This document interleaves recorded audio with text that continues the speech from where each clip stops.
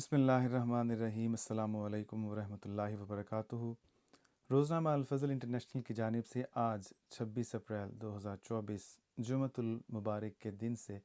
ایک نیا سلسلہ ویڈیو کالم کا شروع کیا جا رہا ہے۔ اس کا عنوان ہوگا حد نظر۔ آئیے آج کا کالم دیکھتے ہیں۔ خلافت احمدیہ کی لندن ہجرت، اتفاق محض یا تقدیر الہی؟ افسانہ نگاری یا فکشن ادب کی ایک شاخ ہے۔ بعض اوقات کسی افسانے کا پلاٹ یا کہانی ایسے موڑ پر پہنچ جاتی ہے جہاں کچھ سمجھ نہیں آتی کہ آگے کیا ہوگا۔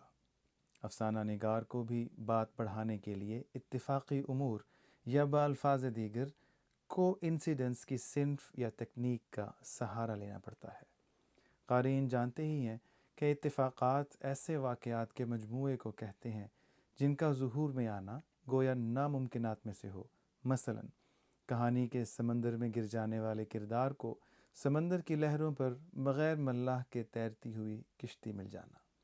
رات کے وقت جنگل میں بھٹکتے نوجوان کو خالی جھونپڑی مل جانا جس میں آگ جلانے اور کھانے پینے کا انتظام بھی موجود ہو، یا پیراشوٹ نہ کھلنے کے باعث تیزی سے زمین کی جانب گرتے کردار کی جان کسی گھنے درخت پر گر کر بچ جانا وغیرہ۔ اگرچہ اتفاقات بھی زندگی کا حصہ ہوتے ہیں اور شاید ہی کوئی افسانہ یا ناول ہوگا جس میں اتفاقات شامل نہ ہوں، لیکن ناقدین کہتے ہیں کہ جس کہانی میں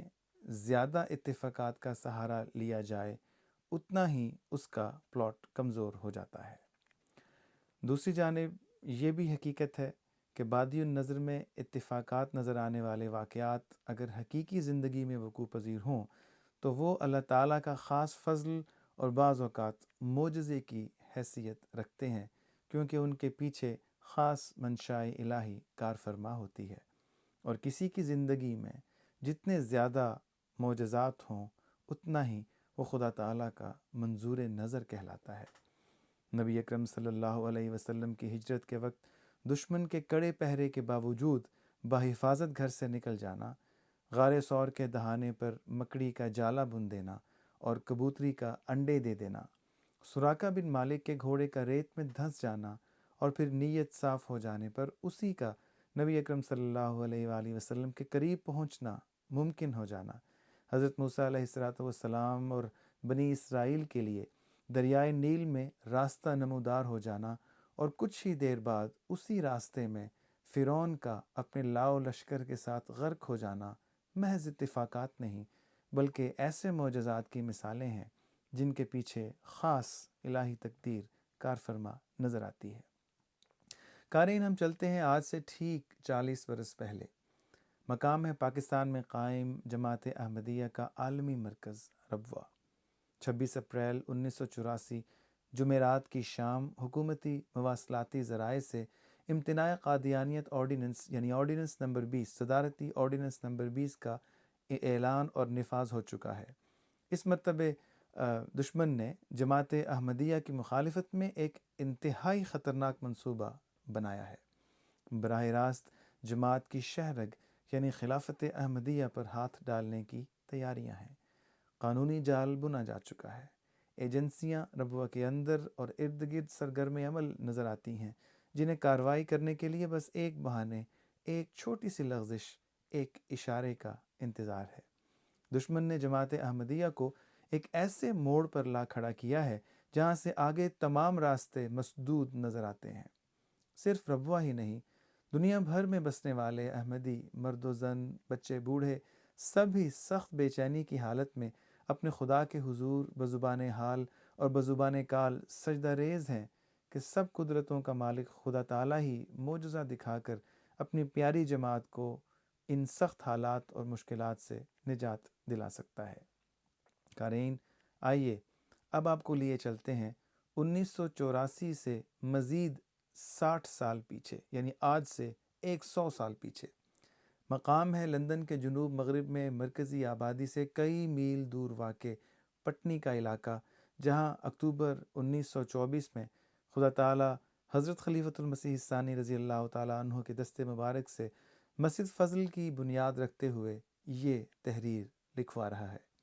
اعوذ باللہ من الشیطان الرجیم، بسم اللہ الرحمن الرحیم، خدا کے فضل اور رحم کے ساتھ هو الناصر۔ قل ان صلاتی و نسکی و محیای و مماتی للہ رب العالمین۔ میں مرزا بشیر الدین محمود احمد خلیفۃ المسیح الثانی امام جماعت احمدیہ، جس کا مرکز قادیان پنجاب ہندوستان ہے، خدا کی رضا کے حصول کے لیے اور اس غرض سے کہ خدا تعالیٰ کا ذکر انگلستان میں بلند ہو اور انگلستان کے لوگ بھی اس برکت سے حصہ پاویں جو ہمیں ملی ہے، آج 20 ربیع الاول 1343 ہجری کو اس مسجد کی بنیاد رکھتا ہوں اور خدا سے دعا کرتا ہوں کہ وہ تمام جماعت احمدیہ کے مردوں اور عورتوں کی اس مخلصانہ کوشش کو قبول فرمائے اور اس مسجد کی آبادی کے سامان پیدا کرے اور ہمیشہ کے لیے اس مسجد کو نیکی، تقوی، انصاف اور محبت کے خیالات پھیلانے کا مرکز بنائے اور یہ جگہ حضرت محمد مصطفیٰ خاتم النبیین صلی اللہ علیہ وسلم اور حضرت احمد مسیح موعود نبی اللہ بروز و نائب محمد علیہم الصلاۃ والسلام کی نورانی کرنوں کو اس ملک اور دوسرے ملکوں میں پھیلانے کے لیے روحانی سورج کا کام دے۔ اے خدا تو ایسا ہی کر۔ اپریل 1984 میں جب دشمن بزوم خود احمدیت کا قصہ نعوذ باللہ تمام کرنے کی مکمل تیاری کر چکا تھا، کاتب تقدیر کو کچھ اور ہی منظور تھا۔